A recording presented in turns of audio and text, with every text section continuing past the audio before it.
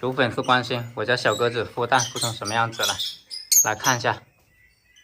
它下了一颗白蛋，然后我在网上买了几颗蛋，给它换了，孵了好多天了，拿出来照一下，看看是不是受精蛋。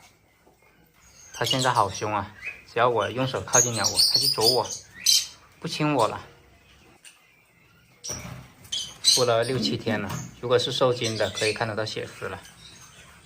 看这颗是受精蛋，好多血丝了，发育得很好。我专门挑了2颗比较大颗的给它，2头差不多大的，因为有网友说2头差不多大的孵出来的是公鸟，这颗好像也是受精的，但是好像有点发育不良的感觉，孵得很好哦。之前还有网友说他下1颗鸟蛋没有公鸟不会孵蛋，这完全是瞎说呀，这不是孵得很好吗？有1颗肯定是可以孵出来的。跑出来了，让它出来玩一下吧。完了，忘记关笼门，这白鸽子也跑出来了，怎么办？我也要飞走吧？1个大洋买的呢，飞走就亏大了。慢慢把它赶到房子里面，把它捉住了。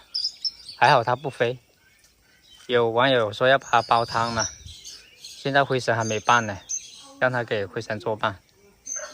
来，回笼子好好待着。这刚买没多久，好像还不厌家，不敢放它。灰尘飞起来了，飞到外面去了，飞回来了，转了一圈，一直关着它孵蛋，可以出来放松一下，它好兴奋。刚下了一场雨，这树叶上好多雨水，它在啄上面的雨水，好像想洗澡了。树上的这窝红尾贝已经长大，飞走了，想洗澡了是吧？